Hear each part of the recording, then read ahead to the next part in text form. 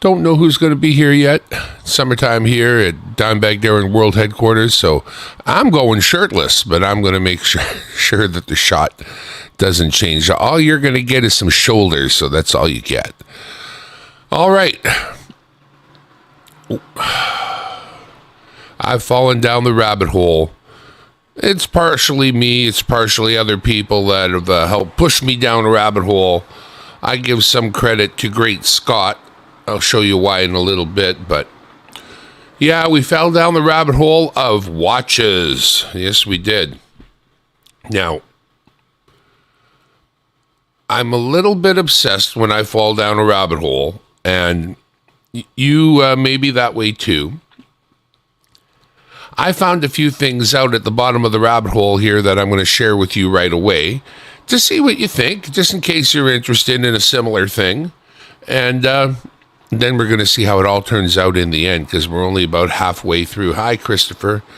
Okay, so tell you the story. Back in the day, my dad gave me his watch. It was a Timex. It had 17 jewel movement. It was self-winding, and it was otherwise a very basic, good watch. Well, as a young man, as a kid, I didn't really respect it the way I should have, of course.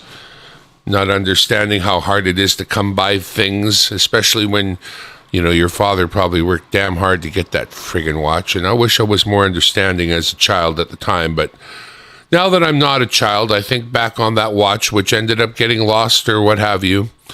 And I do not have it anymore. Hey, BH. So I thought to myself, well, I would love to get a watch like that.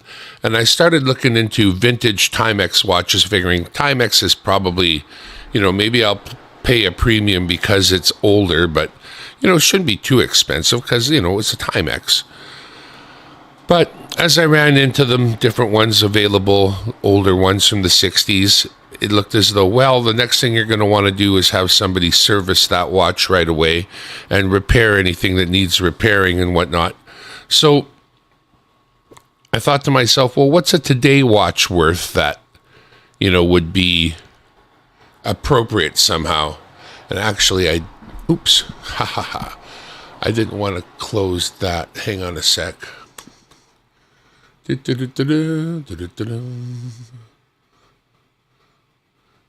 I wanted to look at one other thing too.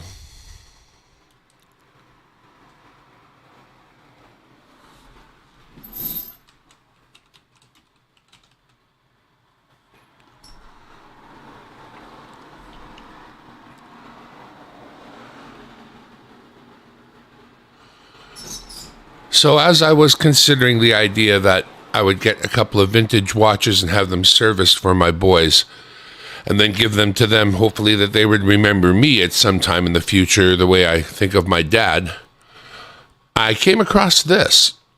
And I looked at it and I thought, Seiko, automatic, just like I like, black.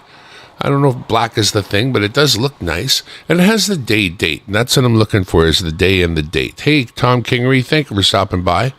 Starting a little, a journey. This video is not going to be long. It's just going to establish what we're doing here. And that is, I saw this watch and I thought, 184, that's under 200 Canadian. By the way, Americans are getting cheaper.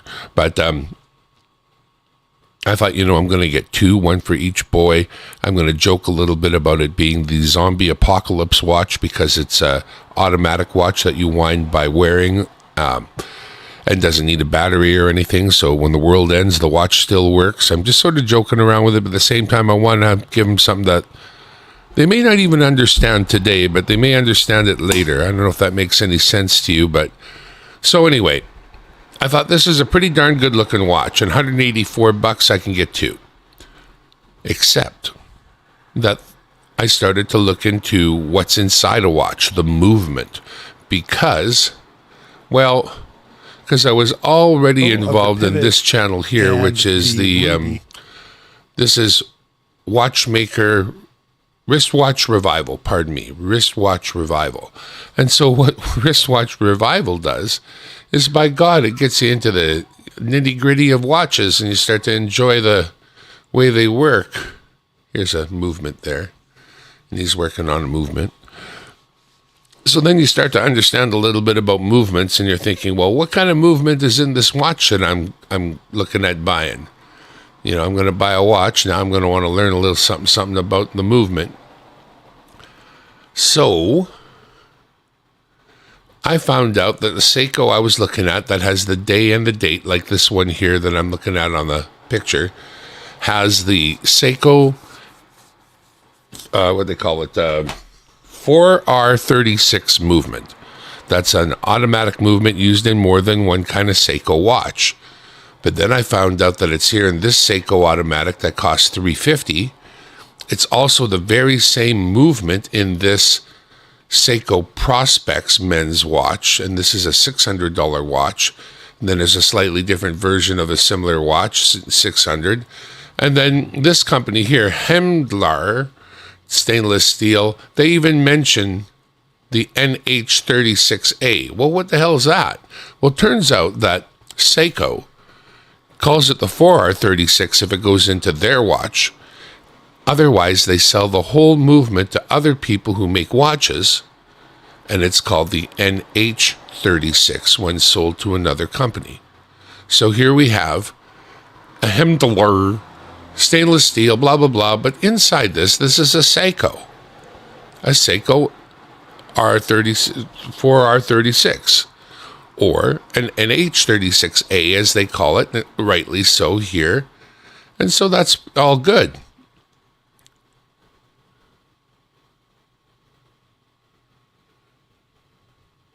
So, what did I do? I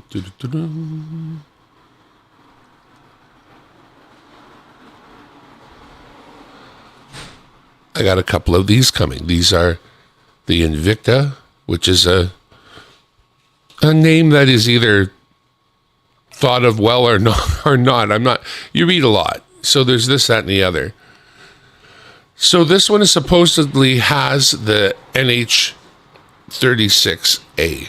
It has the date and day, and that's what specifies the movement that it's going to have. Hang on a sec.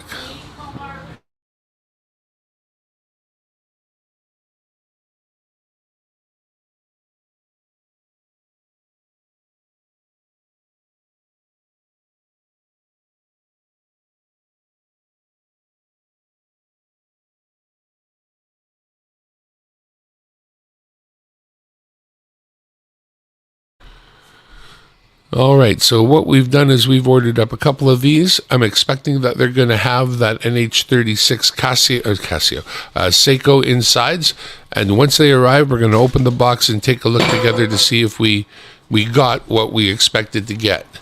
Simple as that. Thanks to the movement and being interested in that, I learned a little bit about what this thing is. This thing is called a tourbillon. It is a piece of a watch that is totally unnecessary, but great fun to have. And it's so cool that the very recent Bugatti car that's just now replacing the it's the newest Bugatti. And guess what they call it? They call it the tourbillon. And there's the cluster of the tourbillon, the new Bugatti. Look at that.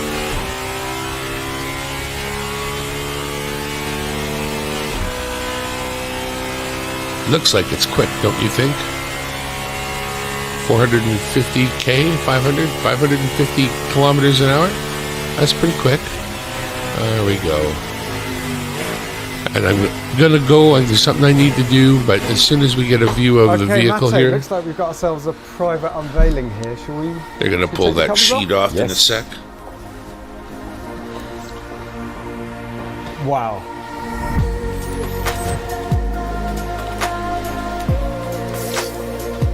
So there it is, the tourbillon, named after the watch. All right, exactly. That's how it's going to start. We're going to wait to see what comes in the mail and see if it's as good as what the pictures and write-ups say. Correct. But until then, we'll begin the next chapter of buying watches on eBay. We'll see. No matter where you look at Thanks them. for tuning in from Dimebag Darren World Headquarters here in the corner of my living room.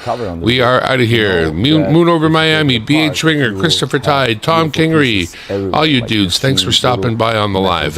Bye for now. And we think that the Bugatti is the ultimate car